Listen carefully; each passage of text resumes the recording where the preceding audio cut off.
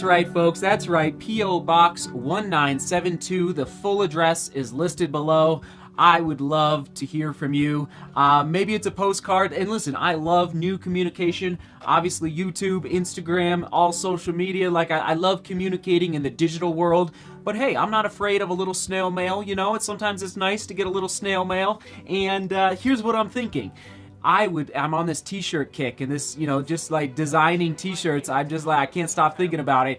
So I am thinking, if you have an extra small, size small, t-shirt from your local high school cross-country team, your local track club, Roadrunners Club, I'll give you a big old shout out. If I get one of those t-shirts in the mail, it'd be so cool to be able to support you guys by basically wearing the shirt on some of my runs and here in the recording studio, and of course just give you a big old shout out. So that's what I'm thinking with P.O. Box 1972. Full address is down below.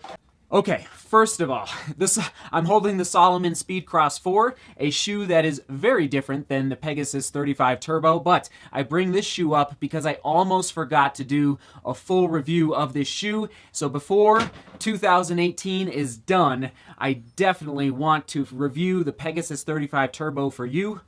Let's roll. And as you know, as we dive into this full review, I am on a running break until January 1st, and so I was unable to run in this shoe today. However, I put the shoes on this morning. I've been walking around in them today, walking around the house in them today, just to remind the legs and the feet what they feel like. And in the last 2 months, I've worn this shoe more than any other shoe. So I'm very familiar with it. And okay, a couple specs as we dive in. 10mm drop, heel to toe, so pretty high on the scale. And so if you like a lower drop, this is probably not your shoe.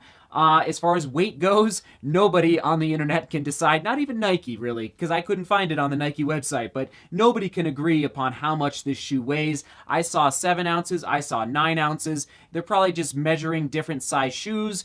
Bottom line, it is a lightweight shoe. Okay, it's a lightweight shoe. In fact, it feels incredibly similar to yesterday's shoe, the On Cloud shoe. This might even be a little lighter, frankly. Like, it's very lightweight, which is a bonus. It's a good thing. Now, I was traveling for work about 2 months ago, and I'd never been to the Mall of America in Minnesota, and so I was like, heck, let's go check out the Mall of America with my buddy Joe. And we basically stopped into the Nike store, and I had heard of this shoe. It was on my radar as a shoe to pick up, and sure enough, I got a pair. All right, let's start on the upper of this Nike Pegasus 35 Turbo. It's got this translucent mesh upper, and this upper allows the shoe to breathe really well. So if you live, especially like in the winter, your feet could get a little chilly in this. But in the warmer temperatures, this guy is going to be money. Now, I have not been able to run in this shoe yet in the summertime. I'm excited to do that next summer when it's just really hot out, you know, above 90 degrees. You don't want your feet to get too hot in your shoes compared to like the Salomon Speedcross 4 where you could not wear that shoe in hot temperatures. Like, it would not be a smart move. But this guy, it's very breathable through the upper. That is a bonus. Also, the translucent upper cuts down on weight. It's a completely different upper from the regular Pegasus 35, which is a little more of a fabric feel to it. So it has the translucent upper, but in addition, it does have that nice, this Turbo has this nice liner right underneath that mesh, that translucent mesh. So you have that sock comfy feel through the upper, through the toe box especially, but very breathable. I guess that's my biggest takeaway from the upper, and I love it. Oh, also one last thing on the upper is these fly wire cables. I actually do not know, maybe you know, I don't know when Nike developed that technology for the fly wire cables for the lacing system. I like it. It does not create pressure points on the top of my foot. I think it allows, just a little more of a lockdown feel across the top of your foot. So I'm a fan of that technology, and I'm trying to think of any other running shoe company that does the fly wire system. I can't really think of one. If you know of one, let me know down in the comments. So bonus points Nike for that upper technology with the fly wire cables, and you can get a nice lockdown feel. no issues. I will just say real quick, since we're talking about lockdown, I went true to size for this shoe. Some people are commenting and talking online about maybe you should go a half size up. I don't know if I'd agree with that. I went true to size and I feel great in it. So just putting that out there. I like the true to size fit. And through that midsole, it's probably the best part of the shoe. Just calling it right now. The ZoomX foam through the midsole, incredibly responsive. I don't know if I'd use the word bouncy, because I feel like bouncy is a little more connected to rubber. And actually, I ran in a pair of Asics yesterday, the trail version, and that felt bouncy. And I don't know if I like bouncy over responsive. This ZoomX foam through the Nike Pegasus 35 Turbo is very responsive. And I'm just going to say it, that's my favorite part of the shoe right now, is this midsole, which after I've just checked, I just went over 100 miles in the shoe. It's just now starting to, I don't want to say break down, that's a little too strong of a word, but compress the ZoomX foam just a little bit through the midsole.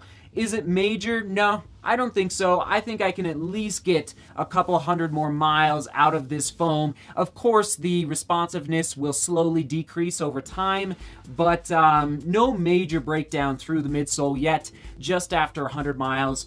That midsole is like, how do you describe it, ladies and gentlemen? How do you describe it? It's the combination of, yeah, lightweight, and you've seen me do the workouts in this shoe, and that's why I've done workouts in this shoe, like mile repeats. One last point on the midsole is through the heel here, it basically crests into this peak at the end of the shoe, this bevel at the end of the shoe for the midsole. And I've read that the idea behind this point through the heel is that it provides a little more of a pocket for your heel to sit in, which, yeah, I don't know. I guess I'd agree with. And then on the outsole, after 100 miles, and that's the bottom of the shoe, I'm not seeing any crazy wear and tear. I have heard reports of people having some wear and tear on the outside of the heel. If you strike in that way, that it's breaking down for them. I'm not experiencing that after 100 miles. You've got the React foam here through the midfoot, and then this carbon, they're calling it a carbon rubber. Not sure what that is, Nike, but through the forefoot and the heel area, the higher impact areas on the outsole. And basically that provides a little more support to the ZoomX foam through the midsole. Guys, no complaints on the outsole. Nice ride through the outsole. So, no major points there. I'm gonna stop on the outsole. Are we okay with that? We okay with that, you too? So when I first got this shoe, I took it out for a slow 8 miles. I distinctly remember that. Like I was going, maybe 8:30, 9-minute pace, and I did not like it. Didn't like the turbo at that speed. Then I was like, oh boy, I even made a vlog. Like, did I make a mistake buying this shoe for, I thought I had made a mistake. Then I was like, okay, this is a faster shoe for sure. So I've taken it out for tempo runs. I've taken it out for long distance, 22-mile dirt road runs, okay? I've taken it out for mile repeat runs at night when it's dark and cold. I've put this shoe through a lot of different scenarios. And it definitely, like, when would I use this shoe moving forward? 10 to 15 mile fast tempo runs, okay? Or 8 to 15 miles, approximately.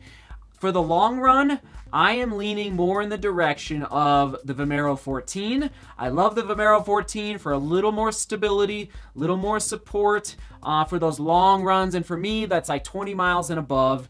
This guy, though, is that tempo run.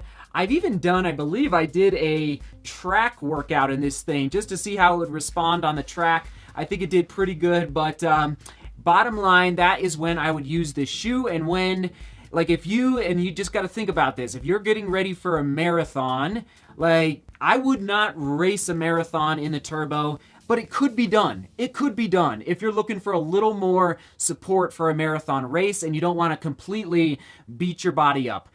You can find lighter options out there for a racer shoe for a marathon. But if you're getting ready for a marathon and you want, like, your second to last or your last just like fast-paced tempo run, just to get your leg turnover going, oh, that's where this shoe will come in handy. And that's where I'm excited as I prepare for my first marathon in 2019. That's where I will use this Nike Pegasus 35 Turbo. Good for speed. And just a couple more points. Oh, folks, $180. Is it worth $180? No. No, it is not. It is not worth $180. Guys, this shoe would be crushing everybody as far as the other running shoe companies if this was priced at $145, maybe $150. Now, I realize like you can get the Pegasus 35 for, well, pretty cheap now, but, you know, it started out around $130. This guy, it's just like, is it worth $60 more to go from the Pegasus 35 to the Turbo? In my opinion, it is not. It's an incredible shoe. Incredible shoe. I love it.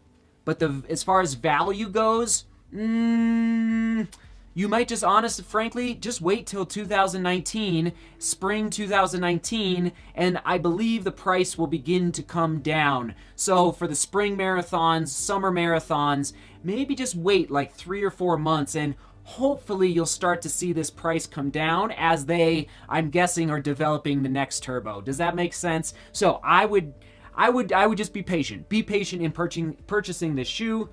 And my score for the Peg 35 Turbo, 8.5. 8.5. That's good. That's a good score in my books. 8.5 out of 10, by the way, of course. So that is my score for the Peg 35 Turbo. And the question of the day: what is the running shoe of the year 2018 for you, YouTube? What is your favorite shoe that was released in 2018? Let me know down in the comments. Is this your running shoe of the year, the Turbo? I'm not gonna skew your opinion. I'm not gonna tell you my favorite running shoe. That's coming up soon, later next week.